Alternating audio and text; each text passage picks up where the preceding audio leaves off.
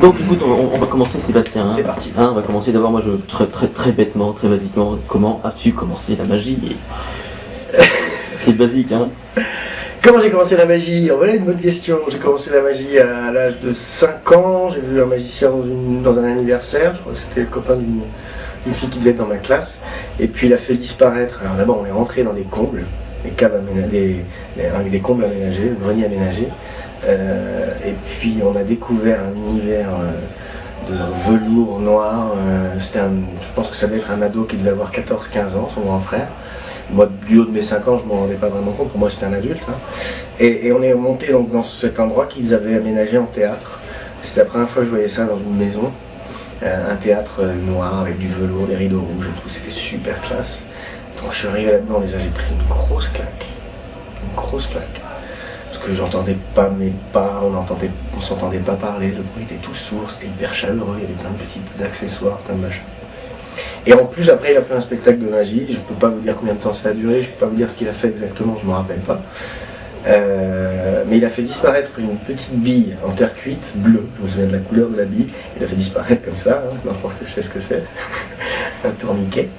Et il l'a fait réapparaître dans la poche avant de ma chemisette Albator. C'était Madame Balle. Non, c'était une petite balle. Ah pardon. Plus ça. Ah non, c'est toi qui poses la question, hein, et donc je suis rentré chez moi et j'ai dit à mes parents que je voulais être magicien, et mon anniversaire devait tomber 2-3 mois après. J'ai eu la boîte de magie de Garcimore, que j'adorais à l'époque, que j'adore toujours.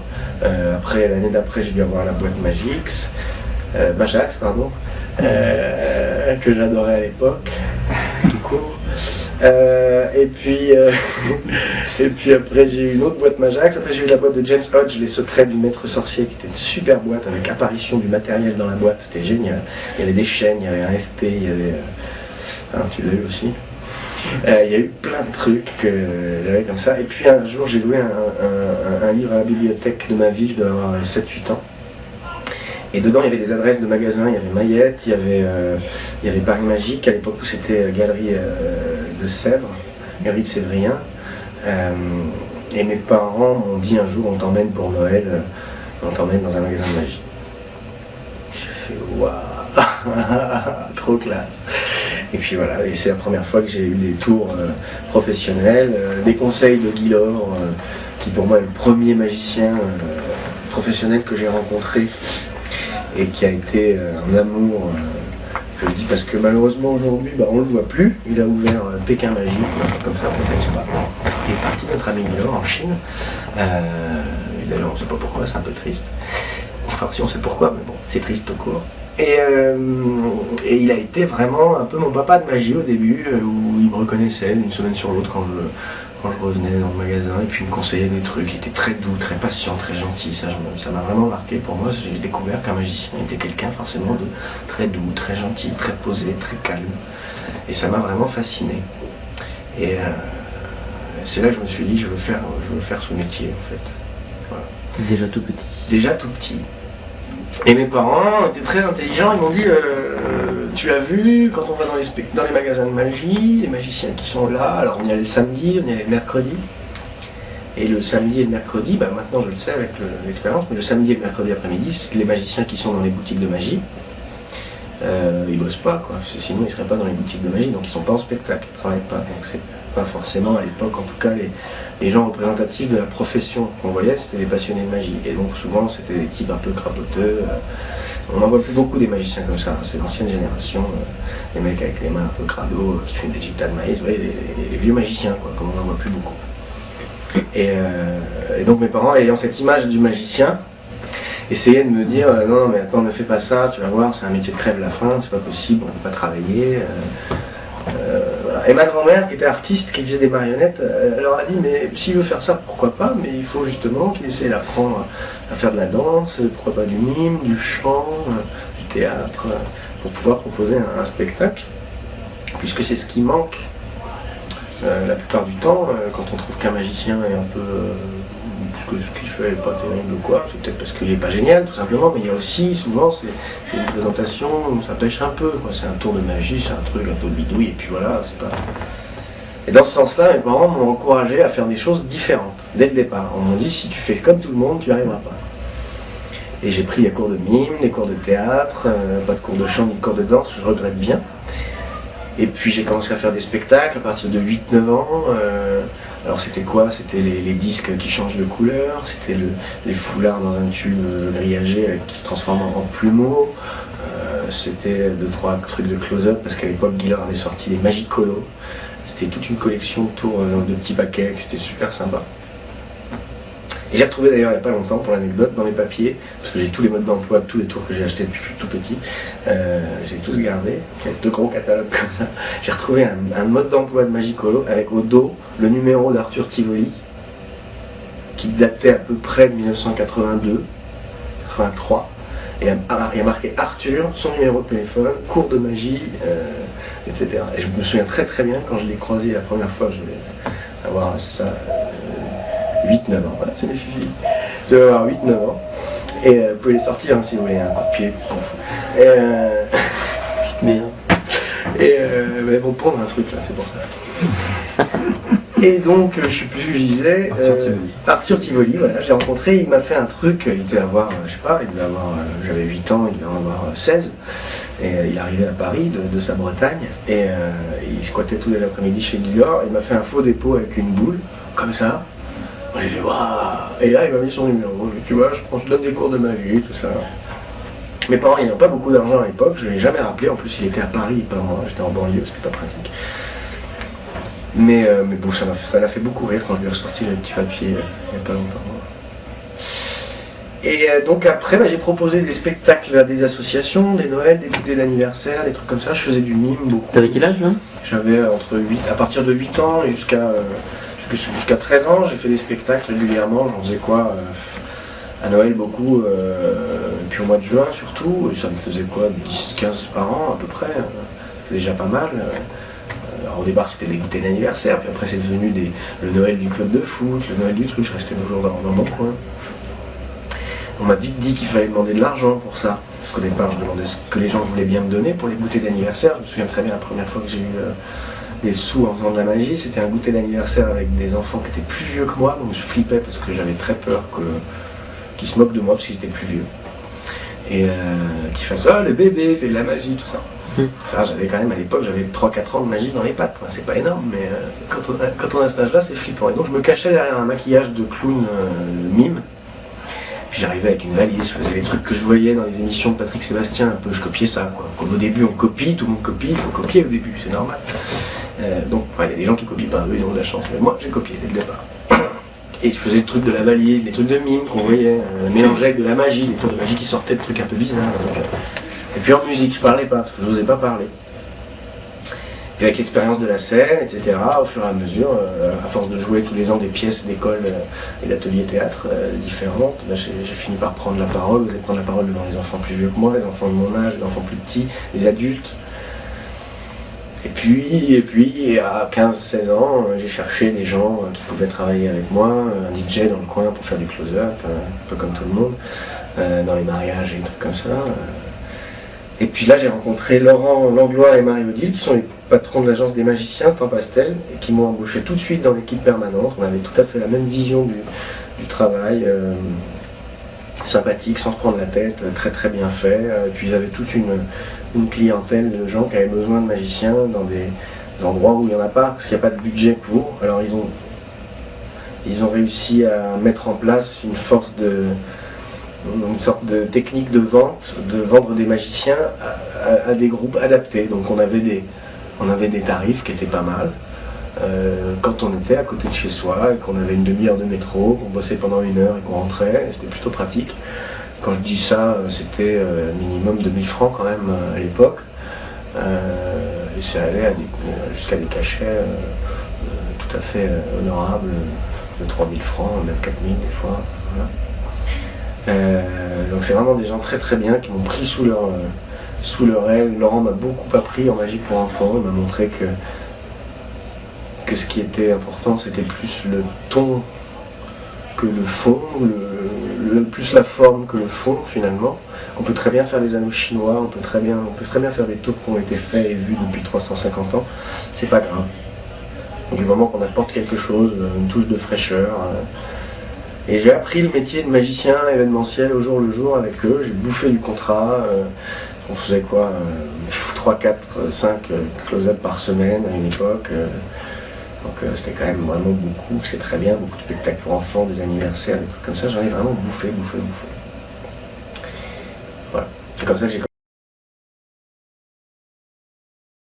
Et tu t'es vraiment lancé professionnellement, ça s'est fait en douceur finalement? Ça s'est fait, après que j'ai continué, j'ai fait des études, j'ai fait un DUT, après je suis allé en IUP, carrière sociale pour travailler en direction des publics difficiles. Je travaillais à la maison de quartier des Tarterets à Corbeil par exemple, une cité super difficile dans laquelle Jean Merlin est venu et il s'est bien fait chier, on va le dire direct, parce que c'était vraiment pas facile.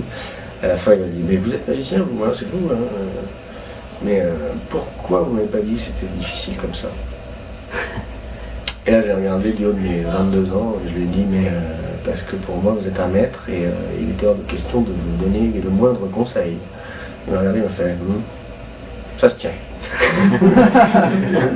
Ça m'a fait beaucoup rire. Quand je dis qu'il a eu des problèmes, c'est que c'était juste, en fait, il a fait son spectacle jeune public, avec un peu d'humour cabaret parisien, et vers un public qui n'a pas du tout l'habitude de ça, qui n'a pas l'habitude de lire ce genre de spectacle. Si on leur donne de la vanne, de chansonnier, ça leur va pas, ça, ils comprennent pas. Et Merlin n'avait peut-être pas compris qu'il s'agissait de ce genre de public. Le spectacle était très très bien, c'était vraiment parfait.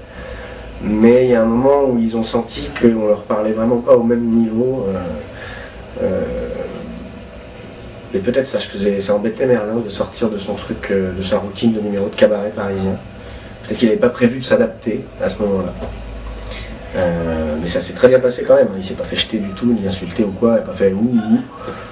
C'est juste qu'en plus il n'a pas eu de bol, il a fait monter un gamin, comme souvent il y a des Africains qui ont des problèmes de hanches, qui boitent énormément, je ne sais pas si vous avez déjà vu ça, on voit souvent des Africains, ça doit être certainement grâce à cause de problèmes de malnutrition, de vitamines, de choses de carence dans l'eau.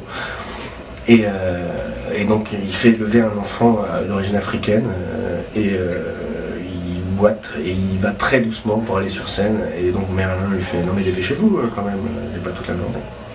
Et à partir du moment où on fait rasseoir quelqu'un en disant ah non mais vous êtes infirme, excusez-moi j'ai pas compris, on perd un peu la salle quoi. Moi j'ai pris une leçon ce jour-là, j'ai vu que le plus grand des magiciens pouvait avoir, parce que pour moi Merlin il est vraiment très loin, enfin il est très haut, c'est une grande référence pour moi, j'ai vu que le plus grand des magiciens pouvait être en difficulté et qu'il faut faire avec et que c'est comme ça quoi. Et toi à l'époque tu voulais déjà être professionnel, parce que tu voulais être professionnel étant petit, t'as quand même fait un IUP. Ouais, mes parents m'ont dit je quitte jamais le cursus universitaire, tu ne le regretteras pas. Ils m'ont pas dit finis ton bac d'abord, parce que sinon je pense que ça m'aurait fait fuir. Ils m'ont dit si tu finis tes études, tu le regretteras pas, alors que si tu les finis pas, tu le regretteras toute ta vie. Et ils ont bien raison d'ailleurs. Donc tu as fait toutes tes soirées d'événementiel honteux de ton parcours. Ça c'était à la fac, au tout début. Et puis à un moment donné j'avais trop de trucs, je pouvais plus, la fac m'intéressait plus. Et puis j'avais trop de contrats et donc j'ai lâché la fac avec la bénédiction de tous les profs.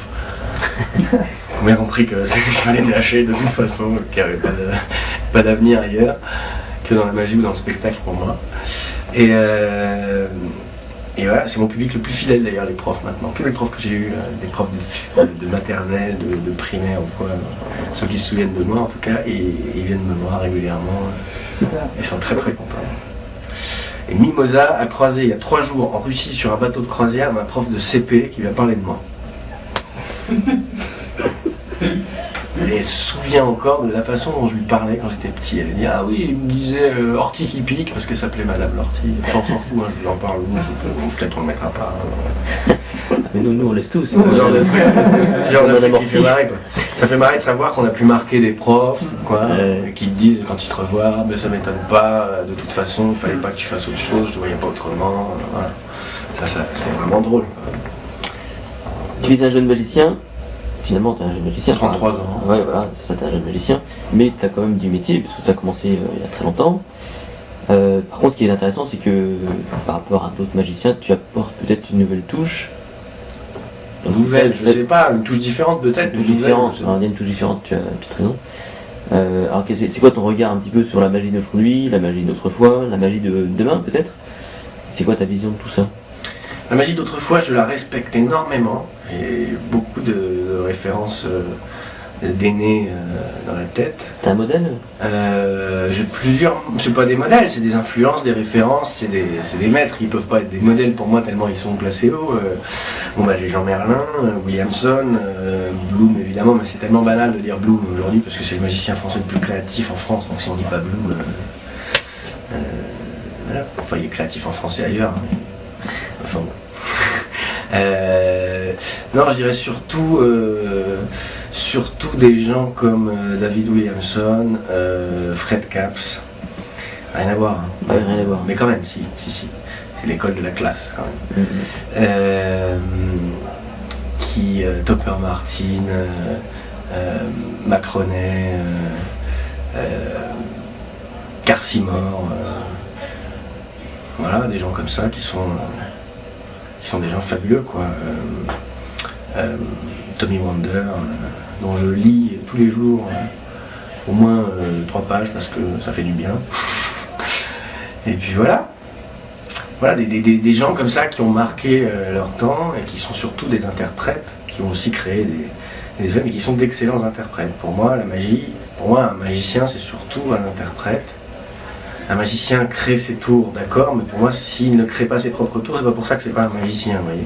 Il y a toute une partie de gens qui voudraient que si on n'invente pas ses tours, on ne montre pas les tours. Oui, mais c'est la partie recherche de la magie, c'est du labo pour moi. Vous avez remarqué, j'ai pas cité des gens qui sont des excellents, à part Bloom, des créateurs techniques incroyables qui ont révolutionné le monde de la technique et de la manipulation ou de la technique magique. Non, là, on parle de gens qui ont des personnages, qui ont une âme, qui nous montrent quelque chose. Voilà, j'ai pas de nom de référence en tête, et puis je les ai pas vraiment vus travailler, mais je sais pas, Dave Vernon ne devait pas être un showman, par exemple, j'en sais rien, je dis ça se trouve, toi, on va me tomber dessus. Voilà, Edouard Marlot, voilà, c'est ça que je cherchais, voilà. C'est pas des showman, c'est magnifique, c'est parfait, ce qu'ils font est parfait pour nous, c'est super, on peut se branler la tête pendant des heures pour voir des trucs, des mecs qui font des manipulations incroyables et des effets super, c'est génial. Mais le public, en tout cas moi en tant que spectateur, ça me lasse ce genre de choses. J'ai envie qu'on m'emmène dans un univers, qu'on me raconte une histoire, mais j'ai pas envie non plus qu'on me raconte l'histoire d'une dame, d'un roi et d'un valet dans un château dès qu'on me fait un tour de cartes. Ça me gave. On apprend ça aux enfants quand on est petit, on leur dit alors faut raconter une histoire. Non, s'il n'y a pas d'histoire à raconter, il vaut mieux pas en raconter l'histoire. C'est pas la peine d'inventer une histoire toute pourrie pour raconter un truc. Raconter une histoire, pour moi, ça va aussi beaucoup plus loin que le simple fait de dire alors, la magie, réalité ou illusion? Parce que la magie, réalité ou illusion, c'est, vous prenez ce que vous voulez là-dedans, c'est pas...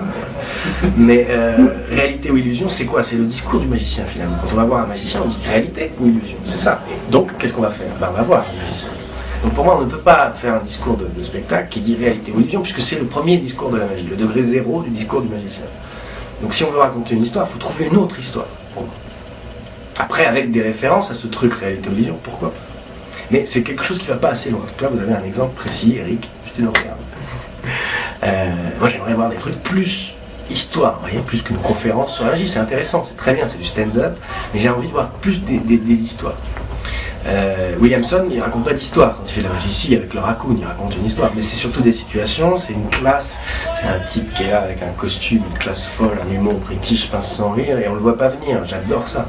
Je me souviendrai toujours d'un des premiers close-up professionnels que j'ai fait, où je suis arrivé en costume noir, cravate noire, chemise noire, les cheveux noirs, j'étais noir, et il y a 2 magiciens qui étaient là, Perceval, qui travaille en Côte de Maille, et Arthur Tivoli, qui travaille en canotier à l'époque avec des lunettes bleues ou rouges, des bretelles bleues, une salopette rouge et des chemises de carreau, et qui me voient arriver, qui me connaissaient pas, et qui me font encore un petit jeune en noir, la tristesse. Et je leur ai pas dit parce que j'ai du respect pour mes aînés, mais voilà, à ce moment-là, ils le savent, il n'y a pas d'ambiguïté, j'essaie pas de les balancer, on en rigole maintenant. Mais ils ne me connaissaient pas, ils me voulaient arriver, je comprends, encore un petit jeune, là. Pourquoi tu t'habilles en noir? Et moi je leur ai répondu, bah ouais, mais moi quand on me voit arriver, on fait pas, bah voilà, il y a le clown de service qui arrive. Parce que j'avais pas envie qu'on me prenne pour un clown de service quand j'arrive pour faire du close-up. Parce que j'avais pas assez de confiance en moi-même pour pouvoir supporter quelqu'un qui dit, ah bah la magie, donc j'avais besoin d'un truc, tu vois, j'avais besoin J'avais besoin qu'on arrive, que j'arrive et que les gens fassent... voilà, c'est un des nôtres, ou c'est... voilà, mais pas c'est le serveur, donc pas de chemise blanche avec une cravate noire ou quoi, noir, et pas de costume de couleur pour éviter d'avoir le truc... ah, voilà le clown, qu'est-ce qu'on va faire? Même si on est bien accueilli dans ces conditions, pour moi ça m'intéresse pas, je préfère, comme Williamson, prendre un contre-pied, les gens me voient arriver, ils s'imaginent pas du tout ce qu'ils vont voir, ils se disent tiens, un mec classe, ah, un magicien, cool, et là, paf! Ah ouais, en plus il est complètement barré quoi. Ah d'accord, voilà, je préfère un mec habillé classe complètement barré et un mec habillé complètement barré mais en fait super triste. Ça, vous voyez, j'aime bien les contrastes, je trouve que c'est ça qui est intéressant, c'est ça qui crée une valeur. Il y a eu un événement clé en fait dans ta vie professionnelle qui a fait, enfin dans ta vie de magicien, qui a fait que voilà, tu as décidé à ce moment-là de tout arrêter, de tout basculer pour ne faire que de la magie, en vivre pleinement en tant que professionnel. J'ai toujours eu envie de vivre que de la magie, de faire que ça comme métier. Comment dire, un déclic. Mis à part le fait que tu as arrêté tes études, j'ai arrêté les études directement pour faire de la magie tout de suite, pour ne faire que de la magie, pour pouvoir avoir plus de temps pour faire que de la magie. Je crois que j'ai toujours su que j'en ferais mon métier. Et que j'arriverais quoi qu'il arrive quoi. Je le savais. Alors il y a des gens qui savent comme ça puis ils n'y arrivent pas. J'ai eu de la chance aussi, c'était au bon moment. J'ai su... non, je sais pas. J'ai essayé une envie, c'est vraiment surtout l'envie de pas faire autre chose. T'as vraiment commencé à percer un petit peu, je veux dire, avec Magicien, tous tes écrits, ou avant c'était déjà pas mal engagé? Pas percer... on va dire que c'est un peu comme ça finalement qu'on t'a peut-être plus connu. Ah non, le truc qui m'a... Oula, ouais. Le truc qui m'a fait connaître de quelques magiciens au début, c'est une vidéo que j'ai fait, un VHS, qui s'appelle Magie entre amis, qui est une vidéo pédagogique pour apprendre des tours, des bretzels enclavés, des trucs comme ça. Mais une vidéo, je voulais faire une vidéo pour les débutants, mais pas pour les enfants, pour les débutants adultes.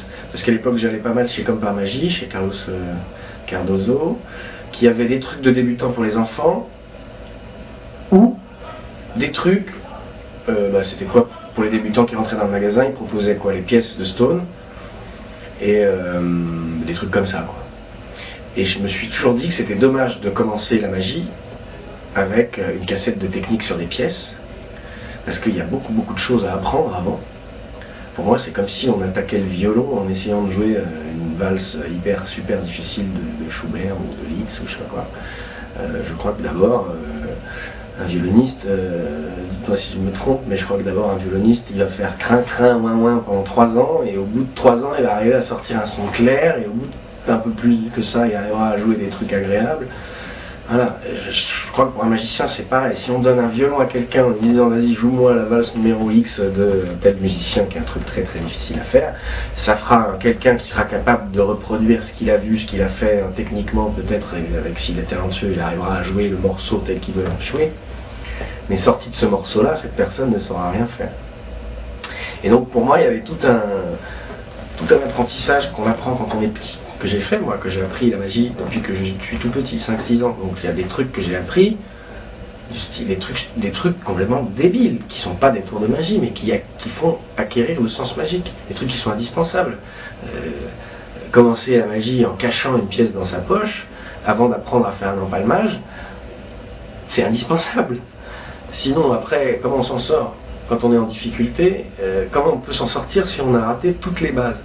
Donc vive tous ces magiciens qui font des cassettes vidéo et des DVD maintenant techniques et tout ça, mais je trouve qu'il faudrait proposer une alternative à des débutants complets qui n'ont jamais fait de magie, qui n'ont jamais bidouillé un truc en carton à coller dans un machin, un journal à déplier, à scotcher, un bout de scotch à mettre derrière une pièce. Tout ça, il faut savoir faire tout ça. Pour moi, c'est indispensable. Si on n'a pas les bases de tout ça, il faut revenir à ça, à zéro.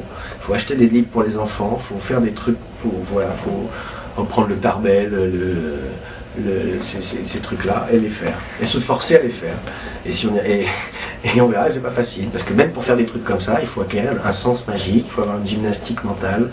Il faut apprendre à parler, en même temps de se concentrer sur d'autres choses. Alors apprendre à parler en se concentrant sur des trucs super compliqués, c'est difficile. Mais commençons doucement pour monter étape par étape. Aujourd'hui on veut tout de suite, les magasins veulent vendre tout de suite, parce que ça coûte vachement plus cher d'acheter un set de Trifly avec une coquille que en Morgane en plus. Alors, imaginez, génial, c'est super. Que d'acheter 3 Shop Cup en plastique avec une boule en mousse pour apprendre à retourner proprement un gobelet. C'est plus gratifiant de faire un double empalmage avec saut de coupe, mais si on ne sait pas faire un forçage en croix, ça sert à rien. Enfin, je pense. J'en suis convaincu. Hein. J'espère que beaucoup de gens me suivent là-dessus. Hein, les gars, là, ils sont d'accord. Donc, relisez Tarbel, achetez mon bouquin pour les enfants, il y a des trucs. C'est pas le Tarbel, à mon avis, il n'y en a pas beaucoup qui l'ont. Moi, je l'ai jamais lu non plus, hein, mais j'ai commencé avec les livres de Majax, avec les livres de Merlin qui faisaient des livres quand j'étais petit. L'atelier du magicien, soit l'enchanteur de Delors. Je crois que j'ai dû avoir un truc de Durati aussi quand j'étais plus jeune. Voilà, tous ces trucs-là qui sont de la magie avec du matériel à la maison, des pailles, des couteaux, des verres, du scotch, du plastique, des boules de ping-pong, tous ces trucs-là c'est indispensable, il faut savoir faire ça. Il faut savoir faire ça, même si on n'en fait plus après, mais il faut savoir faire ça. Il faut savoir faire un tour de corde aussi, même si on n'aime pas ça. Moi j'aime pas ça, mais bon, il faut en faire. De la même manière que les dessinateurs passent des années sur des cahiers à faire des détails, ils font des mains, ils font des veines, ils refont des mains, les mecs vous montrent leur travail, vous allez halluciner. Donc, mais qu'est-ce qui se passe? Pourquoi vous faites ça? Bon, bah, nous on s'entraîne devant notre glace dans notre chambre à faire des manips et des trucs comme ça, mais il faut aussi s'entraîner à faire des trucs qui ne sont pas des manips. Et aujourd'hui je vois des enfants qui ont appris un peu de la magie comme ça dans des ateliers, ou de cette manière-là, de la manière dont il faut qu'elle soit apprise. Et on voit tout de suite la différence. Et les enfants disent jamais, moi je sais faire ci, je sais faire ça. Ils me disent, ils viennent me voir, ils disent, moi je sais raconter l'histoire du détecteur de mensonges. En fait c'est juste des allumettes qui s'écartent. Mais au lieu de me dire, je fais le tour des allumettes qui s'écartent, ils me disent, moi je raconte l'histoire du détecteur de mensonges.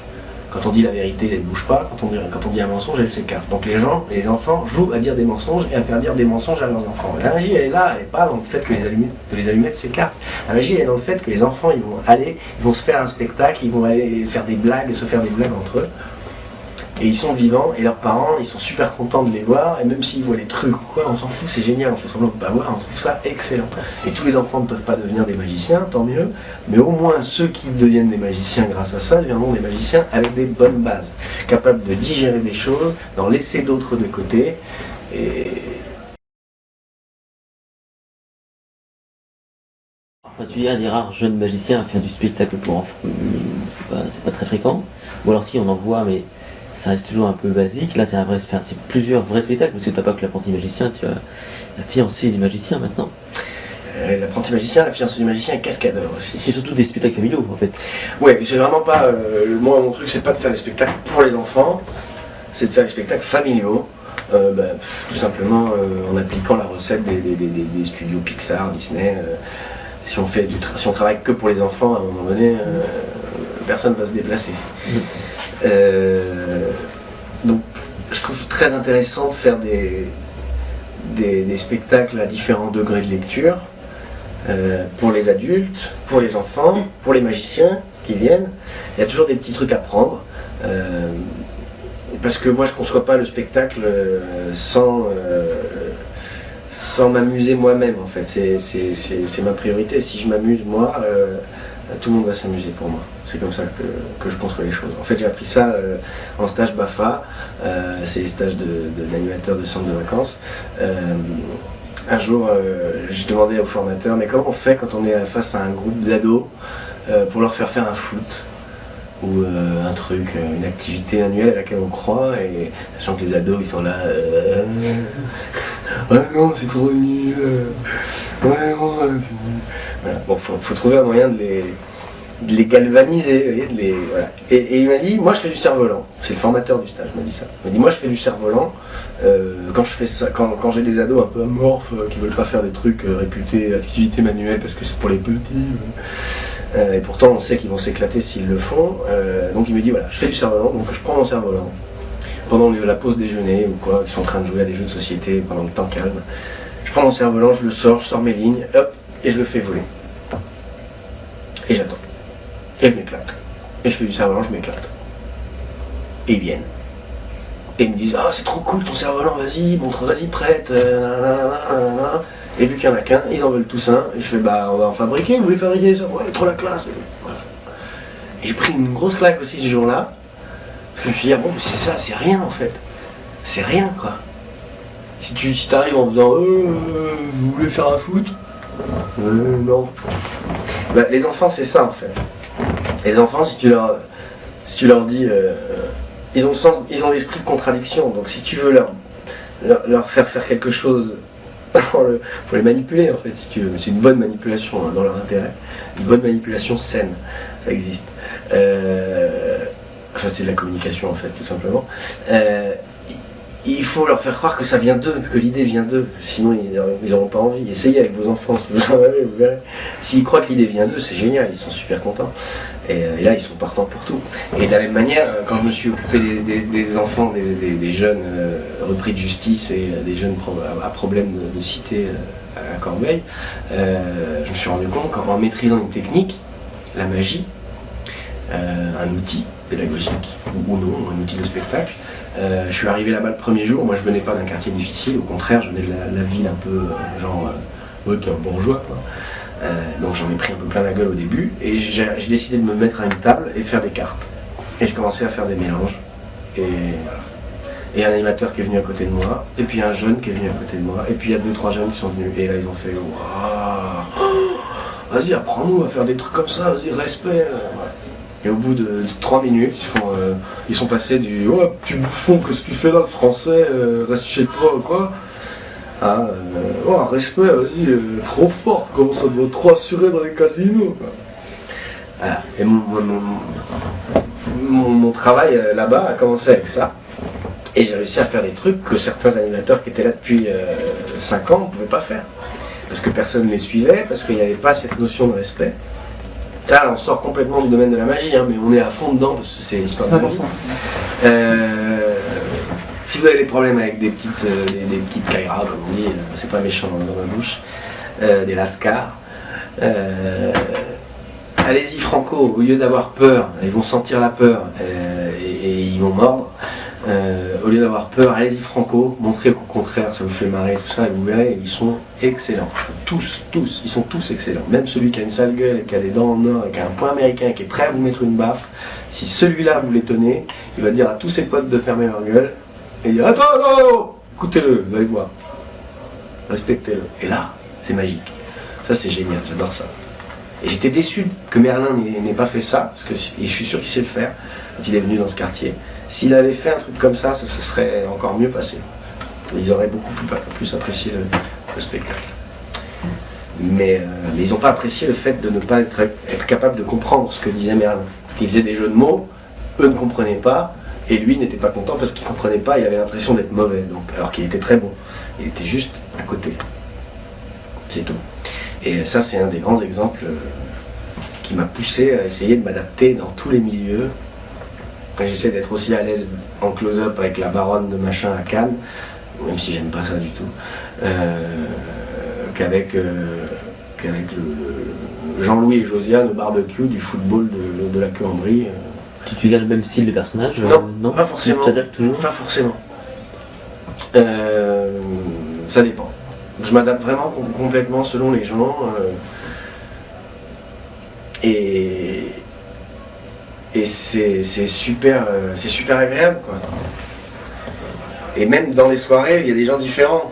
On leur parle de manière différente aussi, c'est très très agréable. Ouais. T'as une approche avec les enfants qui est un petit peu différente aussi de ce qu'on voit habituellement.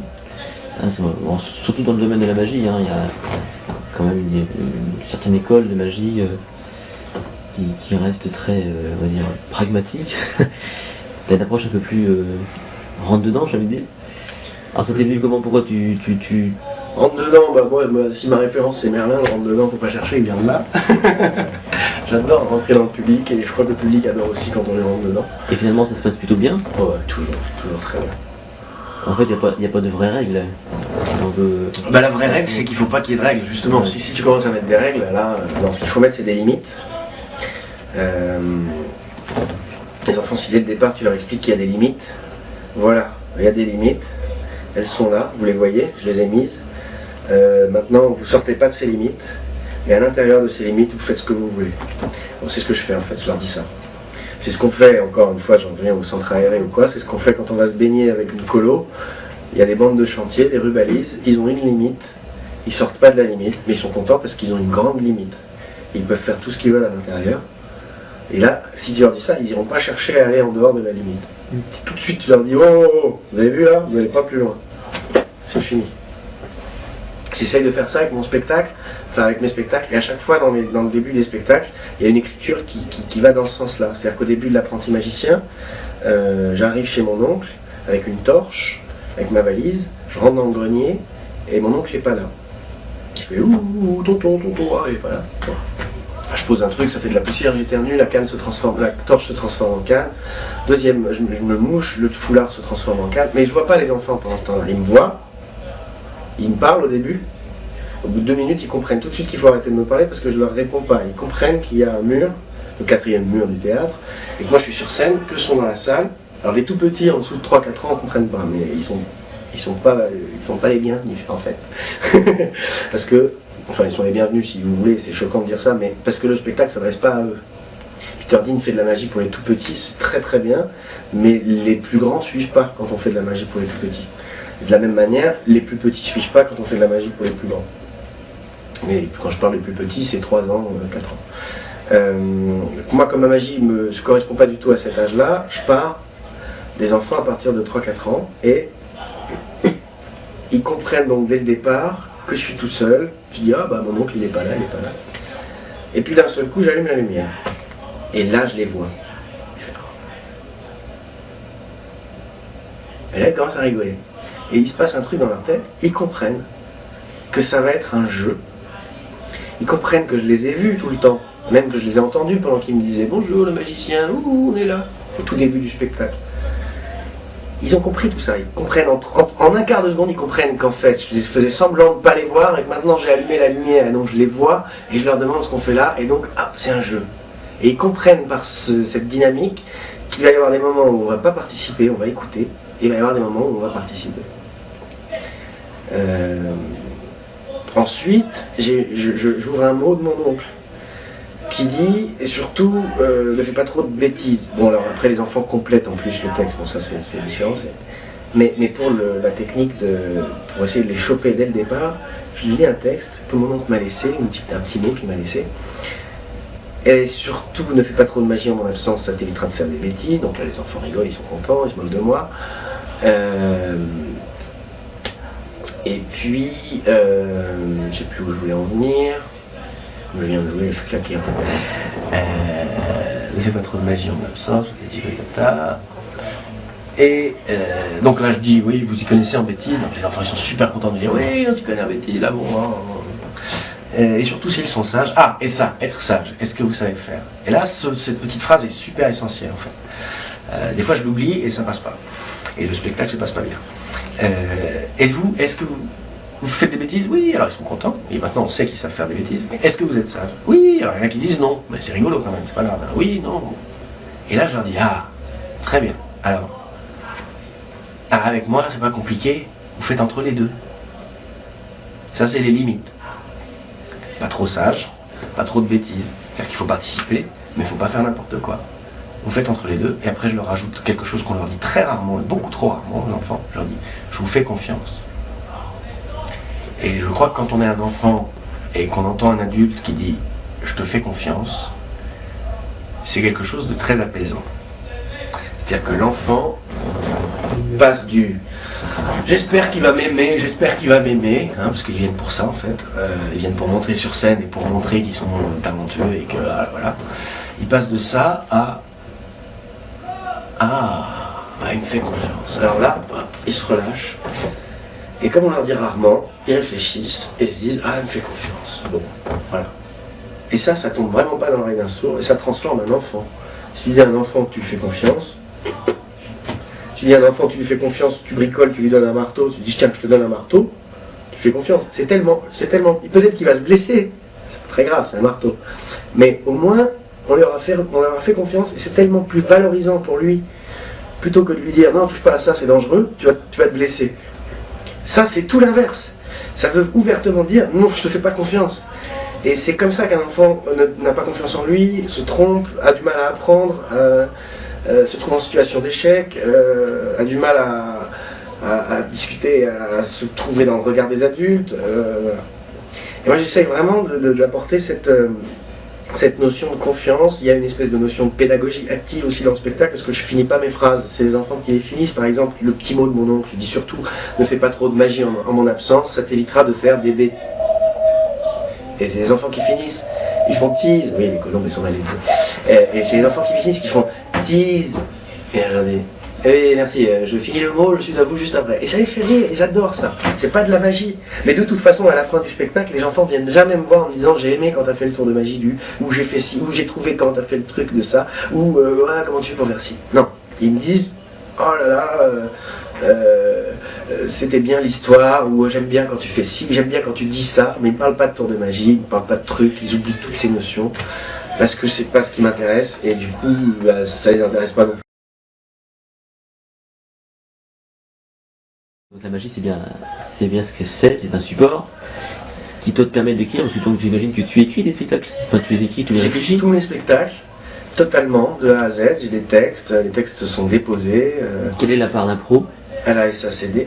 Dans l'apprenti magicien, elle est très très grande. Parce que c'est quand même un one-man show, tout public, si vous voulez, jeune public, avec de l'humour pour les enfants, de l'humour pour les adultes, l'humour pour enfants, si vous voulez un exemple, à un moment donné, je fais tomber un papier, humour enfant, humour adulte. Hein. Je fais tomber un papier, et les enfants font c'est c'est par terre, c'est par terre, c'est par terre. Bon.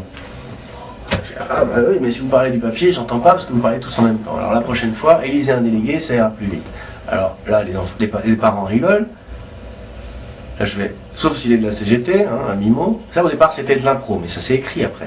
C'est écrit maintenant. Donc, sauf s'il est de la CGT, donc là, les parents sont morts de rire. Et je rajoute derrière, oui, je peux dire ça, on est dans le 8e. Parce qu'ici, on est dans le 8e arrondissement de Paris, arrondissement très bourgeois, et il n'y a certainement pas beaucoup de gens qui sont à la CGT. C'est un cliché peut-être, mais je pense que ça se vérifie facilement. Donc ça fait vraiment rire tout le monde. Et juste après, je dis rien, j'ouvre le truc et je lis le papier. Potion à oiseau par le professeur L'Autruche. Et là, c'est les enfants qui rigolent parce qu'il s'appelle le professeur L'Autruche. C'est pas grand chose, hein, c'est pas très drôle. Tu alternes bien les. Mais voilà, on a typiquement un exemple de hop, une blague pour les adultes, hop, une blague pour les enfants. Et les enfants, qu'est-ce qu'ils font? Ils voient leurs parents qui rigolent, ils sont super contents, ils rigolent aussi. Ils n'ont pas compris, mais ils rigolent. Et ils se disent ah, j'ai pas compris. Et qu'est-ce qui se passe quand un enfant se dit j'ai pas compris dans sa tête? Il se dit ah j'ai pas compris, c'est que c'est normal, je suis un enfant, lui c'est un adulte, là il y a des adultes, ils ont rigolé, ça, ah allez, on va rigoler aussi. Et ça lui fait super plaisir parce que ça le met en valeur. Encore une fois, ça le valorise. C'est ça la pédagogie active pour moi, c'est de donner aux enfants des trucs qu'ils ne comprennent pas à la limite, en leur disant c'est pas grave, tu comprendras plus tard, plutôt que de leur dire ah ben je vais te parler comme un débile parce que tu peux comprendre que ça. Ça c'est vraiment pas valorisant, c'est pas possible. Et il y a de plus en plus, il y a de moins en moins de gens qui font du spectacle jeune public et qui leur parlent comme ça. Alors les enfants, là, tant mieux, mais ça existe encore. Les marionnettes c'est autre chose. Les marionnettes ils ont des petites voix comme ça, ils prennent des petites voix, c'est souvent un type derrière. Donc il faut qu'ils fassent plein de petites voix, ça techniquement c'est autre chose. Puis c'est super agréable, moi j'adore quand les marionnettes parlent comme ça, guignolent avec sa voix et tout ça, je trouve ça génial. Mais je déteste quand les enfants, on leur parle, comme on parle à un bébé, c'est pas parce qu'un bébé a 3 mois, il comprend rien à 3 mois. Donc c'est pas la peine de lui parler comme un bébé de 3 mois qui fait de toute façon il comprend pas. Donc autant lui parler intelligemment, ça pourra toujours lui servir plus tard. Alors que si on lui parle comme un débile, ça sert à rien. Donc parler aux enfants de façon intelligente comme à des adultes, mais en sachant qu'ils sont pas des adultes. Mais ça peut être aussi très très drôle de parler vraiment comme des adultes à des enfants, parce que ça crée Bah, c'est la routine de Jeff Hobson avec le caniche et le sac en papier il est anglo-saxon. En Angleterre, c'est très facile de faire ce genre de choses. Ça fait partie de l'humour anglais. En France, on a vu, c'est pas tout à fait très bien passé. C'est normal. Il faut transposer les choses suivant le public qu'on a. Moi, ça m'a pas choqué, honnêtement. Mais avec des enfants en français, on peut pas faire tout à fait la même chose. Et il faut le savoir. Ah ouais, la part d'impro, elle est énorme. Ouais. Elle est énorme, et plus je joue, plus elle est énorme. Chaque fois qu'on... Bah, c'est sur qu'on l'interactivité, en fait. Voilà, et l'apprenti magicien, par exemple, au départ, il durait 50 minutes, maintenant, il fait parfois 1h20, quoi. Et quand tu le conçois au début, comment tu mets en place ton spectacle? Est-ce que tu vas écrire ça s'appelle des lines, vraiment des petits que tu veux mettre ou... Tu pars de l'histoire, Ouais. tu pars de... À l'apprenti magicien, je suis parti des tours que j'avais pour m'écouter l'anniversaire. D'accord. C'est que des trucs un peu ringos. La quêteuse, les ballons de mousse, le poète-poète, la casserole à colombe, une boîte que j'ai fabriquée quand j'étais tout petit, avec un double front, un chapeau, voilà. C'est vraiment des trucs basiques, mais à un moment donné, moi, Arthur Junio m'a demandé en 2002, d'écrire un spectacle pour les enfants pour le Ciné 13. J'ai pris tous ces tours que je faisais déjà dans mes spectacles, dans les goûters d'anniversaire, où j'arrivais déjà en faisant ouh, le magicien, il est là, ou alors à Noël, j'arrivais en faisant ouh, Père Noël, t'es là? Il était pas là, mais je l'avais au téléphone, il était dans les bouchons du ciel, enfin voilà. Et j'ai jamais réussi à faire un spectacle de magie en fait, avec voilà, mon premier tour sera ça, hop, voilà, mon deuxième tour sera ça, hop, mon troisième tour sera ça. J'y arrive pas en fait. Parce que moi j'aime pas en tant que spectateur. Donc j'arrive pas à le faire. Mais je suis parti donc des tours. Après j'ai écrit une histoire avec ces tours. J'ai vu quoi? J'ai vu qu'il y avait des cannes des foulards qui se transforment en cannes, des foulards qui apparaissent, des ballons de mousse qui font poète-poète, l'entonnoir avec le lait. Alors comme ces objets sont tous des objets de vieux magiciens un peu braves, j'ai décidé de le faire dans un grenier d'un vieux magicien, qui aurait 125 ans, qui était magicien d'Oz dans le film il y a longtemps, et qui a un neveu, qui est son apprenti, qui arrive chez lui, il n'est pas là, il se sert de tous les accessoires, il fait des bêtises, etc. Je me disais que ça allait tout justifier, ces accessoires, un peu pourris, parce que moi j'aime bien justifier le moindre des trucs.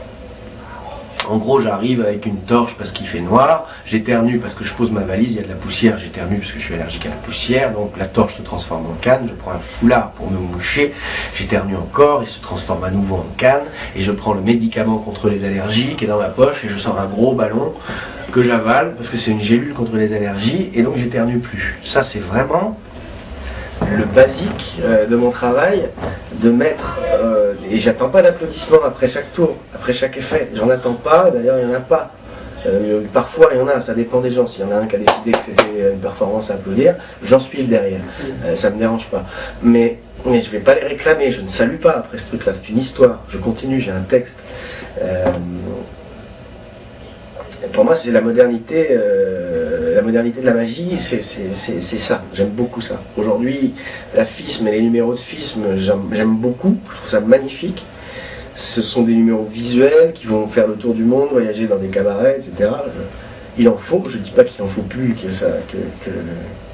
que ça s'arrête, mais moi ce que je voudrais, c'est des spectacles, donc ce que je fais en fait, c'est des spectacles d'1 heure, 1h30, avec une histoire, qui sont des pièces de théâtre, et la magie est un outil. Comme un danseur va nous faire un chorégraphe va nous faire un spectacle avec de la danse, comme Philippe Gentil peut utiliser la magie pour servir son histoire, sa narration, sa poésie. Même chose avec le film de Charlie Chaplin, le petit-fils de Charlie Chaplin, James Thierry, voilà. D'ailleurs, les magiciens qui font des numéros visuels, les visuels ne font pas des spectacles complets visuels. C'est pas pour rien. D'abord, au prix où ils sont, ce serait beaucoup trop cher. et puis c'est me justifier, hein, je dis pas ça. Voilà. Mais j'avais pas envie, même si je respecte beaucoup ça, j'avais pas envie de passer ma vie de faire 20 ans le même numéro Parce que je crois que pour faire un numéro visuel, il faut le peaufiner, le travailler. J'avais pas du tout envie de faire ça. Je pensais que j'allais être trop malheureux. Je suis pas sûr que ce soit compatible avec une vie de famille. Moi, j'ai envie d'avoir une famille. Je pense qu'il aurait fallu que je le fasse à 20 ans quoi, pour faire ce genre de truc. Je sais que Norbert est très très heureux de faire ça, mais je sais qu'aussi il est très fatigué et un peu frustré. Il est champion du monde, le mec il est frustré. Il est un petit peu frustré de ne pouvoir que présenter son numéro et de ne pas pouvoir parfois, parce qu'il a été acheté par des gens qui le veulent et qui connaissent son numéro, et de ne pas pouvoir sortir de son numéro alors qu'il a un nouveau truc à montrer. Il est venu me voir au théâtre et il m'a dit tu as de la chance de pouvoir montrer un spectacle complet, de pouvoir changer l'histoire si tu veux, de pouvoir changer les trucs. Et je ne réalisais pas du tout la chance que j'avais. Pour moi, Norbert Ferré, c'est lui qui a de la chance. Non seulement il a de la chance, il a un destin formidable, un travail magnifique, un personnage terrible, il est génial. J'adore. Je ne pouvais pas imaginer que lui pense que j'avais de la chance de faire ça. Et pareil pour David Stone. David fait le tour du monde avec des conférences pour les magiciens. C'est super drôle ce qu'il fait, c'est extraordinaire. Il a énormément de talent, c'est génial. Il gagne beaucoup d'argent, il vend ses trucs, il est adulé par les magiciens. Et il me dit, mais tu as de la chance de faire ce truc dans des théâtres, avec des spectacles que tu écris. Voilà, alors moi en entendant ça, je me dis, ces types-là ont de la chance de faire ce qu'ils font. Moi aussi j'ai envie de faire des conférences et de voyager dans le monde entier. Moi aussi j'ai envie d'être champion du monde de FISM et de faire mon numéro et que les japonaises m'envoient leur petite culotte à la fin. Moi aussi j'ai envie de faire ça, mais c'est pas mon truc. Alors, je crois qu'il faut trouver son truc. Et depuis que j'ai trouvé mon truc, je suis heureux, mais comme un poisson dans l'eau. Toutes les aigreurs de magiciens qu'on peut avoir, les jalousies, les trucs du genre Mirouf c'est trop facile ce qu'il fait à la télé, il y a toujours une prédiction, des trucs comme ça.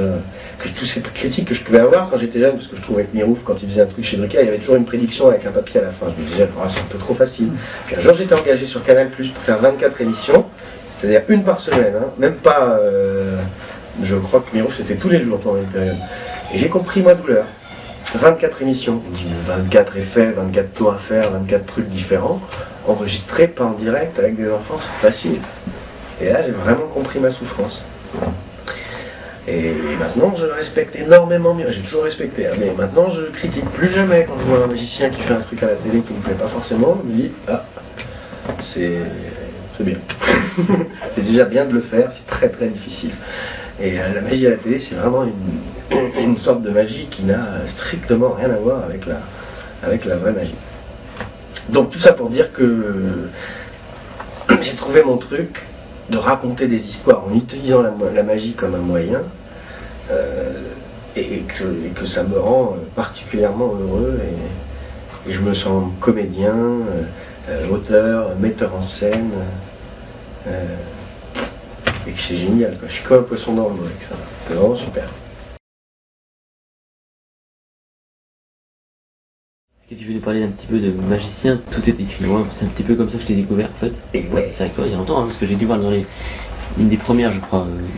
Alors il y a eu Magie entre amis, hein, avec cette vidéo. Ah ça je connais pas. Il y a eu Watch and Cry. Oui, ouais, truc de pickpocket. C'est une montre qui disparaît du poignet du spectateur et qui se retrouve sur mon poignet et ma montre qui se retrouve sur le poignet du spectateur. Je vais essayer de mettre la vidéo sur YouTube, j'ai pas encore réussi, je suis nul. Je vais essayer de le mettre parce qu'il y a plein de gens qui m'envoient des mails pour me dire qu'ils l'ont jamais vu, ils voudraient l'acheter, c'est en VHS, ça sortira pas, pas tout de suite en tout cas. Et donc là, il y a des gens qui m'ont proposé, comme Mirouf d'ailleurs, justement, après avoir vu ce travail, qui m'ont proposé des télés. Mirouf allait enregistrer ses émissions à Las Vegas l'année où il m'a appelé en me disant, je ne le connaissais pas du tout, je ne l'ai jamais rencontré. Et il y a la productrice de C'est mon choix qui m'a appelé en disant, Sylvain Mirouf m'a donné votre numéro, il a vu votre cassette, ou votre vidéo, il a trouvé ça très bien, il voudrait que vous le remplaciez. Donc il y avait une émission avec Majax, Duvivier, Stéphane Correas, Carlos Cardozo, Yves Barta, Alexandra Duvivier aussi, Mathieu Biche, Yannick Voilà, il y avait plein de gens comme ça. Et on a fait une super émission qui était tellement longue qu'on en a fait 4 en fait je crois en tout. Et c'est la première fois que des magiciens m'ont vu. Et après il y a des magiciens qui m'ont proposé du boulot. Stone m'a proposé du taf, Romaric m'a proposé de le remplacer dans son restaurant. Super classe là. Trouville. Non, à Paris, en face des bouquinistes, mais je me souviens plus comment c'est. les bouquinistes en fait, voilà, en face de la Pérouse, les bouquinistes. Donc voilà, donc j'ai commencé à rencontrer des magiciens, j'ai rencontré aussi Jean-Luc avec qui on a fait Watch and Crack, qui était donc sa première réalisation, Jean-Luc Bertrand, et donc ça n'existe plus parce que c'est une VHS. Ensuite, Jean-Luc a rencontré dans une soirée Arthur Junio, il a fait du close-up, Arthur a dit c'est génial ce que tu fais, c'est super, viens on fait un spectacle tous les deux. Jean-Luc, le théâtre c'était pas trop son truc, il avait très envie de le faire, mais monter sur scène, ça le faisait un peu flipper, donc comme on se connaissait très très bien, on se voyait très souvent, tout le temps ensemble, on a décidé de faire un spectacle à 3. Et puis Arthur nous a dit venez, on va le créer à Angoulême, j'ai un café-théâtre là-bas, c'était en 2001, je crois, ouais, 2001, juin ou mai 2001, le 16 mai 2001, la première de Tout est écrit avec Mathieu Sinclair, à la place de Julien Labigne à l'époque.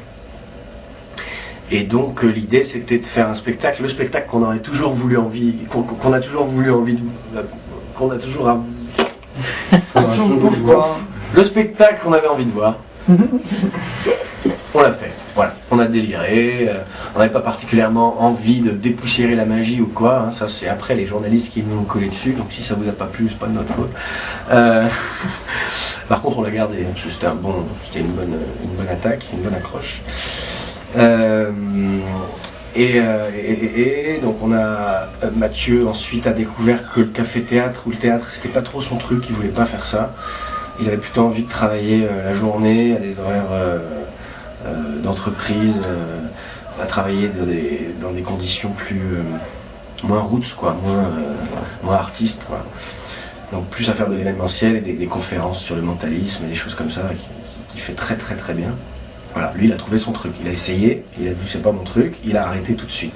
Il nous l'a dit direct. Donc on s'est tout retourné vers Julien, il nous fallait un autre mentaliste. Et puis Julien nous a apporté une énorme part d'impro en plus, une énorme part d'écriture en plus. On a revu tout le spectacle, même si le thème est toujours le même qu'avec l'écriture de Mathieu.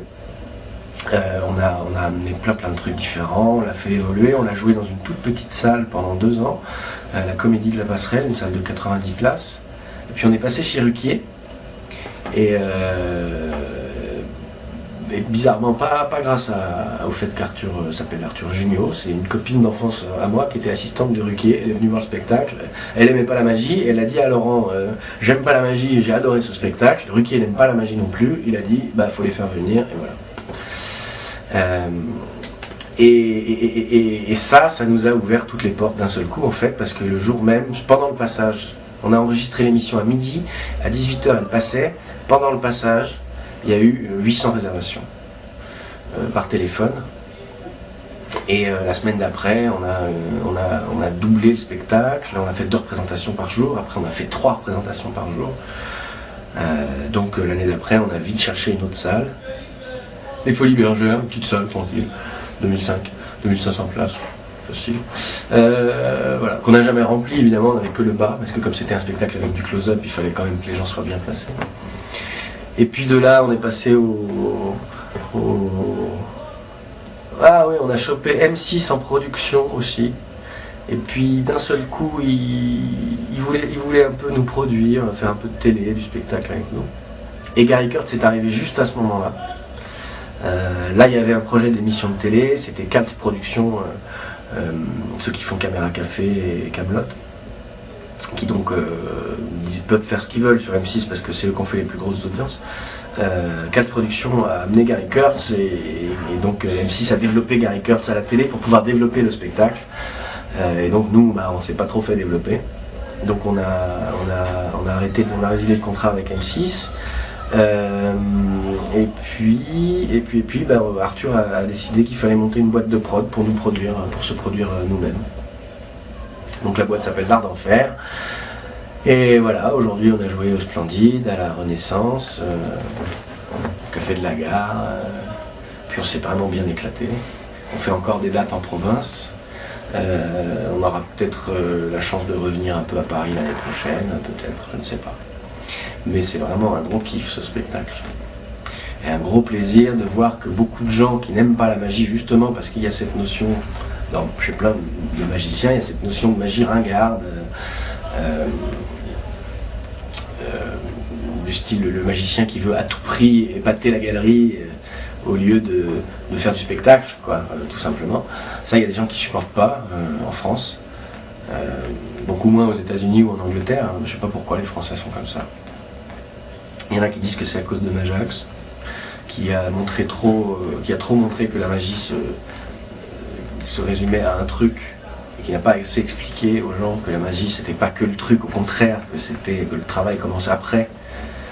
Donc peut-être qu'il n'a pas su expliquer ça aux gens, et du coup les Français sont devenus comme ça, ou alors c'est juste parce que c'est les Français qui sont cartésiens et que c'est le pays de Descartes, et qu'en France c'est une tradition, il faut tout démonter. Donc voilà, en France, il faut vraiment les emmener ailleurs pour pouvoir leur faire de la magie. C'est dans ce sens-là, je pense que Jean-Jacques Sanvert a dit récemment, pour faire de la magie, je crois qu'aujourd'hui on est obligé de faire du mentalisme, et ne faire que du mentalisme, pour que ce soit de la vraie magie, perçue comme de la vraie magie dans l'esprit des gens, c'est-à-dire, waouh, c'est magique, et pas, ouais, ça m'énerve comment il fait. Je crois que c'est pas vrai. On n'est pas obligé de faire que du mentalisme. Aujourd'hui, j'ai une dame encore qui a réfléchi et qui a regardé sur le siège s'il y avait une petite balle dans le ventre de l'enfant, s'il y avait une petite balle qui était tombée. Cette petite balle, elle n'est jamais allée dans le ventre de l'enfant, c'est évident, elle n'est jamais rentrée dans son ventre. Elle a quand même regardé, je lui ai demandé de regarder une deuxième fois, elle a quand même regardé une deuxième fois. Ça prouve bien que je ne lui ai pas fait un coup de mentalisme, mais qu'elle est ailleurs. Elle est ailleurs, elle ne le fait pas pour me faire plaisir. Et d'un seul coup, je la culpabilise, je lui dis, mais vous vous rendez compte de ce que vous faites, madame? Vous regardez. Et là, elle fait, ah oui, c'est vrai, mais bon, je suis bête, il n'y a pas de balle, c'est normal. Et ça fait rire tout le monde, c'est super drôle. Et non, aujourd'hui, on peut faire de la magie, on doit encore faire de la magie. Alors, utiliser du mentalisme, d'accord. Il y a toute une catégorie de gens pour qui, effectivement, on ne peut pas sortir des balles en mousse parce qu'ils vont se barrer en courant, je comprends, d'accord. Mais c'est quoi, à part du snobisme, finalement? Parce que quelqu'un qui a l'esprit ouvert, si on lui sort des balles en mousse, en faisant un truc comme un cochon avec une histoire pourrie, des mains crado et un costume improbable, il va se barrer en courant aussi. Mais si on lui fait quelque chose de soigné, intelligent, posé, tranquille, artistique, sympathique, original, avec des balles en mousse, les gens vont rester. J'ai une routine de balles en mousse pour enfants, c'est la même que celle que je fais avec les adultes, exactement la même, je change pratiquement rien. Si, les adultes, je leur dis que c'est pour les enfants, ça les fait marrer. À un moment, ils font, ah non, c'est pour les enfants, ils sont contents, ils sont super contents. Par exemple, par contre, je sors pas de cordes, j'aime pas les cordes. Je trouve rien à faire avec des cordes. Si jamais un jour on a une idée de faire un truc avec une corde, voilà, si, prendre une corde à sauter, enlever les poignets, puis commencer un truc avec une corde, pourquoi pas, mais moi ça m'intéresse pas. Au-delà de ça, il y a peut-être d'autres choses à faire. J'aurais voulu faire une corde de Pavel avec une ligne à linge qui sèche derrière, et puis faire un truc avec une histoire de linge sec, pas sec, ou un truc comme ça, pourquoi pas. Mais la corde en objet, pour moi, est trop connotée, mais encore pour moi, je critique pas les gens qui font des cordes, j'adore ça, Tabari, ça me fait, je trouve ça hallucinant ce qu'il fait, j'adore ça. Mais pour moi, la corde est un objet qui n'est plus employé aujourd'hui. Les gens ne se servent plus de corde. Alors, ils ne se servent pas de balle en mousse, mais ils s'en sont jamais servis de balle en mousse, donc c'est autre chose. Et on leur apporte un objet qui n'existe pas. Je suis d'accord aussi pour n'utiliser que des objets qui existent dans le quotidien, si on veut. Mais je suis aussi d'accord pour faire absolument ce qu'on veut. Donc, si un type fait un tour avec des cordes, je ne vais pas lui dire c'est pas bien fait, ça ne correspond plus à rien. Si ça lui correspond à lui, c'est parfait.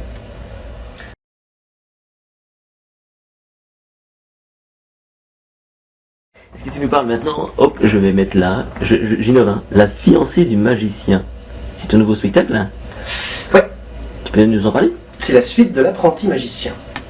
C'est toujours dans le même univers? Ouais. Ouais. C'est le même univers, mais l'apprenti magicien, c'est à partir de 4 ans. C'est un one-man show pour les enfants. Il y a un personnage tout seul qui arrive dans une situation théâtrale. Et ensuite, on part dans un one-man show plus traditionnel pour un magicien. Même si c'est moins traditionnel que de la magie pour enfants habituelle, c'est quand même un propos où le magicien, même si c'est inclus dans une histoire, sort des trucs et fait des tours de magie. Et à un moment donné, il y a les colombes qui apparaissent, et là, ils saluent en disant « oui, c'est mes deux premières colombes ». Donc là, on est vraiment dans la tradition du magicien.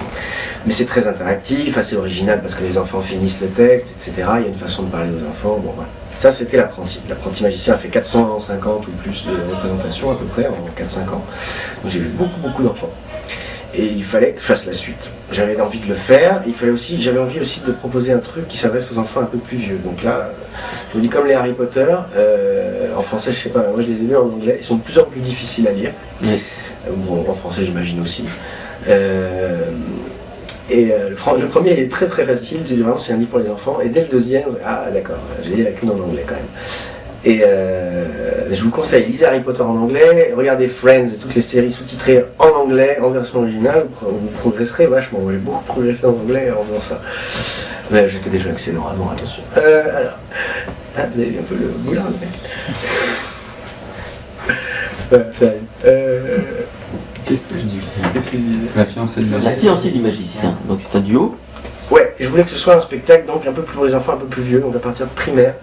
Et plutôt que de casser perpétuellement le mur, le quatrième mur, et de parler en permanence au spectacle, sauf au tout début, je voulais un spectacle de théâtre, dans lequel il y a une écoute, moins de participation systématique, une écoute importante, un silence, un truc, qu'à un moment donné ça fasse. Ouais, un truc, donc j'ai écrit cette histoire de l'apprenti magicien qui est devenu plus vieux, qui s'appelle le Grand Sébastien, c'est le nom d'un personnage du film Sous le plus grand chapiteau du monde de John Ford ou Cécile B. 2000, je sais plus, un des deux.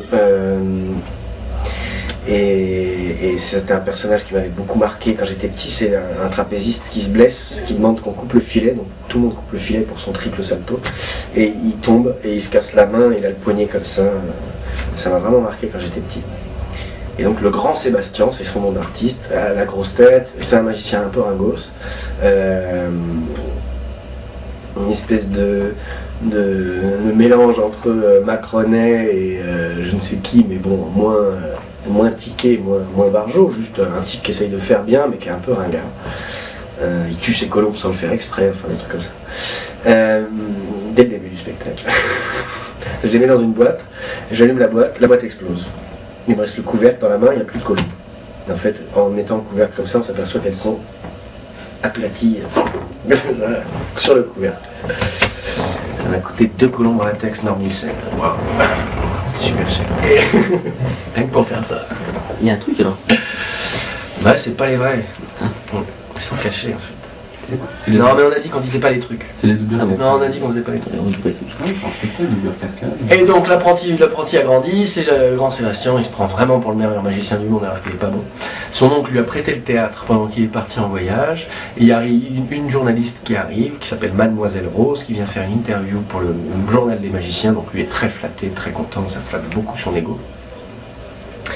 Et se la raconte en lui faisant les pompons chinois, qu'elle trouve assez bof d'ailleurs. De toute façon c'est chinois en boycott, plein de trucs comme ça. C'est une vraie pièce avec des personnages. Et le propos c'est de dire par exemple, là sur les pompons au tout début, elle fait bof. Comment ça bof? Ça vous a pas plu? Vous avez compris comment ça marche? Et là elle dit des trucs que je pense un peu sur la magie en général. Elle me permet, ce personnage de journaliste me permet de sortir des trucs sur la magie. Puisque moi je suis le magicien, elle n'est pas magicienne, donc elle dit des trucs sur les magiciens. Elle fait oui, non, je sais pas trop à quoi ça sert en fait. Ça me peut pour énerver les gens, à part ça sert pas à grand chose. Il manque un peu de poésie, ou je sais pas. Et là elle me regarde plus, je suis derrière elle. Je vous donne juste cet exemple-là, vous allez comprendre la gymnastique du truc. De l'écriture. De la magie par rapport au théâtre. Oui, c'est un petit peu comme si, elle est là, moi je suis juste derrière. C'est un petit peu comme si vous preniez, je sais pas, une bouteille, et là il y a une bouteille de ketchup, donc je prends une bouteille de ketchup, parce que j'ai pris mon petit déj avant. Je prends du ketchup, au petit déj. Une bouteille de ketchup. C'est un peu comme si vous preniez une bouteille, alors là, hop, elle me voit pas, elle me regarde pas, mais moi je prends la bouteille. Et puis je sais pas, elle me laisse le temps de prendre la bouteille. Je sais que tout le monde voit. Je sais pas, c'est un peu comme si vous la mettiez dans un sac. Et hop, je prends un sac en papier, je mets la bouteille dans le sac en papier. Et puis je sais pas, c'est comme si vous la fassiez disparaître. Et hop, je la fais disparaître, c'est une bouteille en latex. Hop. Et je me retrouve tout fier avec le... il est pas content, il connaissait pas le truc. Et je suis tout fier avec ma boulette, mais elle m'a pas regardé. Elle regarde le public en disant oui, c'est un peu comme si vous faisiez ci, vous faites ça. Donc là, les gens, eux, bluffés par le coup de la bouteille qui disparaît, applaudissent. Moi, je reste comme ça, content que les gens m'applaudissent. Et elle continue à faire comme si elle ne me voyait pas. Elle fait « ça n'aurait aucun intérêt ». Et donc, je me retrouve avec ce tour de magie que je viens de faire. Les gens contents d'avoir eu un tour de magie, mais elle me ridiculise. Et hop, et bon, je lui dis « bon, vous voulez toujours faire cette interview ou je suis pas assez intéressant pour vous ?» Voilà, donc j'utilise la magie vraiment plus que... Il n'y a pas de tour de magie, en fait, si vous voulez. Il y a même quelqu'un qui est sorti du spectacle en me disant il n'y a pas assez de tours de magie. Il y en a plein. Il y en a plein, mais ils passent inaperçus parce qu'ils sont encore plus incrustés dans l'histoire. Ouais, même plus que justifiés, ils sont incrustés. C'est un peu comme si on se servait de la magie pour faire des effets spéciaux finalement. Il n'y a vraiment pas de performance, il n'y a vraiment pas de... C'est pas appuyé, c'est vraiment un véhicule. En plus, on vient voir un magicien qui évolue dans son milieu, qui est vraiment ridicule, qui se prend la tête vraiment beaucoup, qui croit vraiment qu'il est arrivé. Et cette journaliste fouille chez lui, elle se relève la nuit, et on s'aperçoit qu'elle a des pouvoirs, elle. Que c'est pas une journaliste, c'est une fée. Ambiance. Ah, la musique de la fée, c'est super synchro. Incroyable. Et merci les gars. Parce que ça joue en même temps. C'est une fée et elle a des pouvoirs, mais elle ne crame pas avec ses pouvoirs. C'est-à-dire qu'elle arrive, elle se relève la nuit, elle fouille dans les tiroirs, il n'y a pas assez de lumière, hop, elle fait un truc avec des D-Lights. Elle lance les D-Lights en l'air, ça allume les projos. Ah, voilà, très bien. Voilà, il y a un personnage de la chose, la main tranchée qui est mon assistant. Je me sers de ça en fait des moments où je suis pas sur le plateau pour pouvoir faire la main derrière avec une boîte miroir, enfin bon, un truc. Et la main est un personnage, elle joue un rôle. Et en fait, le tour de magie, c'est de voir cette main tranchée nette dans une boîte, au-dessus d'une boîte où il n'y a rien en dessous, elle est vivante et tout. Et ils applaudissent pas les gens, si vous voulez. À un moment donné, ils font pas ah bravo, la main elle est vivante. Non, ils se laissent porter par l'histoire. La main est un personnage. Au départ, elle ouvre le truc, on enlève la cage. Oh, une main en plâtre, c'est génial. Puis d'un seul coup, elle bouge, un peu comme dans Harry Potter quand il voit la main sur la cheminée. Et là, on n'est pas dans de la magie, on est dans un univers magique, mais il n'y a pas de performance, il n'y a pas de tour, il n'y a pas de salut, il n'y a pas merci monsieur, merci madame. On est dans le fantastique. On est dans un univers fantastique, avec une histoire, avec des comédiens qui jouent un texte, et qui jouent vraiment, quoi. On essaye de ne pas faire semblant de jouer. Puis on s'amuse beaucoup, il y a quand même un peu d'impro. Voilà. Ça fait rire. Pourquoi ça te fait rire on essaye de ne pas faire semblant de jouer? Ça rappelle des souvenirs, Non. de choses vues, vécues. Les noms. Les noms. Non, c'est pas moi. Et c'est la dernière en fait, là, c'est dommage hein, parce que l'interview va passer après. C'était la dernière, ouais. Et après tu vas à Avignon. Festival d'Avignon. Tu joues les deux en fait, tu joues l'apprenti. J'ai l'apprenti, la fiancée, en alternance, un jour sur deux. Ah bien.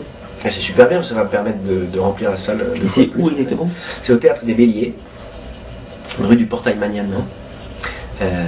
Du 10 juillet au 2 août inclus. Les jours pairs, ça commence par la fiancée du magicien à 14h. Et les jours impairs, l'apprenti magicien. Donc ça commence par la fiancée et ça finira aussi par la fiancée. Comme ça, ceux qui ont vu l'apprenti pourront voir à la fin la fiancée du magicien. Et il y a un autre spectacle qui s'appelle Cascadeur, qui n'est pas de la magie, mais que j'ai écrit et mis en scène. Et qui joue aussi au Bélier à 11h du matin. Tu joues dedans aussi? Non, du tout. Non. T'as vu, c'est écrit. Ça parle de quoi ça?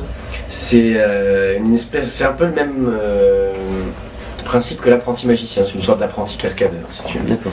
C'est un héros, un prince qui arrive chez lui après avoir sauvé tout un peuple d'un dragon. Et en fait, il arrive sur un vélo, en train de faire oh, c'est son cheval. Le dragon est là, en fait, il l'a pas tué. Le maire du village téléphone pour être remboursé, etc., etc. Il y a un producteur qui l'appelle pour lui dire qu'il faut absolument qu'il fasse son spectacle de cascade parce qu'ils vont venir le voir. Et il n'a pas de spectacle. Et donc avec les enfants, il invente une histoire d'un prince, d'un chevalier, d'une princesse magnifique et d'un méchant très méchant qui essaye de voler.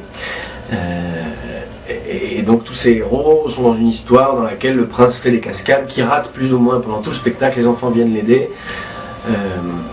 C'est des ficelles de spectacle pour enfants qu'on peut utiliser dans les spectacles de magie. Il y a deux effets de magie, il y a un feu dans les mains parce que le dragon lui a brûlé la main, et puis il y a le bout de bois interminable parce qu'il doit sauter à un moment donné à la perche. Voilà, c'est des trucs où il cherche dans son sac un tout petit sac, il fait oh, il faudra un bout de bois de moins 3 mètres de long. Vous n'avez pas un bout de bois de 3 mètres de haut? Et là on entend l'écho, je fais 3 mètres de haut, 3 mètres de haut. Il fouille et on entend des bruits de cave et on comprend que en fait ce sac est un sac magique dans lequel il y a plein de trucs et c'est pour ça qu'il y a un grand bateau. Voilà. Mais ça c'est aussi nouveau pour moi d'arriver à écrire des trucs pour les autres et puis mettre en scène d'autres gens, c'est super intéressant. Oui, on a Ah oui, regardez, c'est ça, cascadeur. Vas-y, tu le montres. Regarde dessus. Cascadeur. Ça, je sais pas. C'est bon, je l'ai là. Super. On ne plus, on ne voit plus.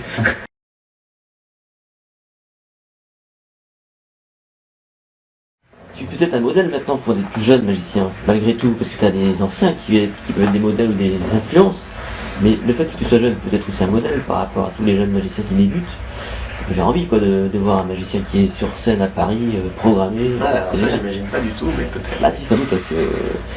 Alors, qu'est-ce que tu pourrais conseiller à un magicien qui débute, ou un jeune magicien qui a un petit peu d'années Je sais pas, conseiller à un débutant, il faut aller à son rythme, je crois. Par quoi faut commencer? Ce que je disais tout à l'heure, il faut commencer par les vraies bases de la magie. C'est bien de commencer avec une cassette ou une vidéo de manip de pièces ou de cartes très très pointues. De commencer avec les Bug Twins par exemple, ça peut être bien parce qu'on a tout de suite un résultat, mais je suis pas sûr que ce soit conseillé. Il faut d'abord apprendre à faire des tours qui n'ont l'air de rien avec une gomme, un sandwich, une règle, un fil de fer, et voilà.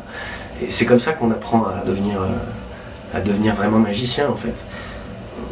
Vu que de toute façon, si on veut faire carrière, à un moment donné, il va y avoir des galères, il va y avoir des problèmes, il va y avoir des trucs qui marcheront pas, des trucs où on va se planter. C'est comme ça qu'on apprend, c'est comme ça qu'on avance, faut pas avoir peur, faut se lancer. Critiquer les autres c'est bien, réfléchir avant c'est mieux. Moi aussi, hein, avant je critiquais sans réfléchir, et puis depuis que j'ai essayé un peu tout ce que je pouvais faire, je critique beaucoup moins. Mais critiquez-moi, allez-y, je m'en fous. Mais à un moment donné, quand on est sûr de son truc, il faut être sûr de son truc. En fait, il faut arriver, pour un close-up par exemple, si un mec vous dit c'est vous le close-up, mettez-vous dans les toilettes pour vous changer, c'est foutu. C'est foutu, il faut reprendre à zéro les relations avec ce mec, il faut qu'il vous prenne pour un demi-dieu. Quitte à lui mentir, peu importe, on est des magiciens, les magiciens ils mentent, hein, ils disent je fais un spectacle à Las Vegas, c'est invérifiable, c'est pas grave, si c'est pour avoir une aura au départ, après il faut que ça corresponde à un truc, il faut assumer derrière, il faut assurer derrière, si on fait n'importe quoi, ça va pas, mais si c'est pour se vendre, et je dis pourquoi pas, pourquoi pas dire je suis le plus grand manipulateur du monde, je m'en fous, quoi. Il y a des mecs qui mettent sur leur carte, ils ont fait la FISM, ils ont gagné un deuxième prix, ils mettent grand prix FISM. Ça ne me dérange pas, c'est le jeu. Les gens ne connaissent rien en magie, il faut accepter ça, voilà. Mais je trouve vraiment important de trouver son truc, de trouver les choses dans lesquelles on est à l'aise, de ne pas se forcer à faire des choses, de plutôt piocher son enseignement dans des livres que dans des vidéos, parce que les vidéos c'est très bien. Mais il y a de gros problèmes, de gros défauts à travailler sur les vidéos, c'est qu'on entend et on voit exactement ce que fait le magicien, alors que dans des livres, quand ils sont bien écrits, non seulement on voit, mais on comprend, on se fait sa propre idée, on interprète plus et on a moins tendance à régurgiter exactement ce qu'on a vu, plus tendance à l'assimiler. Et puis si je vous donne un conseil qui est vraiment bon, invitez des vieux magiciens au restaurant, ça leur fera plaisir, et vous allez les entendre parler de trucs. Moi j'ai fait ça avec des gens que je respecte énormément, j'ai invité quelques magiciens au restaurant, un par un, tous ensemble c'est le bordel, ils vous parlent plus parce qu'ils ont trop de trucs en commun, mais un par un, c'est un bon truc, vous leur arrachez les verres du nez, c'est des gens qui sont fabuleux. Je voyais Sylvain Mirouf sur un forum de magie parler de ça il n'y a pas longtemps, il disait que ce sont des gens qui se sont débarrassés de toutes les rancœurs, de toutes les jalousies, de tous les machins, donc c'est des gens avec qui on avance. Et c'est ça qui est important, avancer et trouver son truc personnel à soi et ne pas piquer les répliques des autres, ou aussi au début pour avancer, mais pour travailler, pour faire des spectacles d'abord avec les trucs des autres et puis ensuite pour trouver son propre style à soi et oser, c'est vraiment le seul conseil vraiment intéressant, c'est ça, oser. Et le reste c'est des trucs que j'applique pour moi, que je me conseille de faire à moi, que je vous conseille aussi, c'est toujours très bien, mais il y a différentes façons aussi d'envisager la magie, ça je les conçois tout à fait. Voilà la mienne, c'est tout. Comme livre, je vous conseille Silly Billy, c'est un américain, c'est en anglais, mais c'est un ouvrage essentiel de la magie pour enfants. L'ouvrage avec un grand L. Ah non, c'est un L apostrophe, un grand O alors. Et ça s'appelle Seriously Silly, c'est extraordinaire, c'est chez Kaufman. Lisez un bouquin qui est chez Hornecker, aux éditions Hornecker, c'est ça Magix, qui s'appelle De l'art dans la magie. C'est un vieux truc des années 70, mais c'est extraordinaire. New Wave Close-Up, Thomas Yerling. Lisez Darren Brown, c'est vachement bien, mais il faut jeter un peu des trucs, parce que c'est très très Darren Brown-esque. Lisez Mimosa, lisez Peter Dean, et surtout le trésor que j'ai découvert il n'y a pas longtemps. Ah oui, les Mad magiques là, qui sont en train de rééditer en bouquin, ils sont excellents. Et le trésor que j'ai découvert, que je ne connaissais pas, que j'ai découvert trop tard, je trouve, à mon goût, c'est, je vous l'ai dit tout à l'heure, Tommy Wonder. Voilà, et allez voir des spectacles, allez voir ce que font les autres. Et il y a un truc que j'ai découvert il y a très très peu de temps, c'est très facile de rester bloqué sur un truc qu'on a dans la tête pendant des années, des mois. Et le jour où vous commencez à bosser dessus, ça devient tout de suite beaucoup plus facile. Vraiment, prendre le matériel, les mesures, les machins, les trucs. Voilà. T'es d'accord ? C'est un bon conseil. Tu fais rien, tu flippes pendant des années en disant putain comment je vais faire, je vais pas y arriver, tu flippes, mais tu fais rien. Ça se passe bien dans ta tête. Et d'un seul coup tu commences, et là ça devient génial.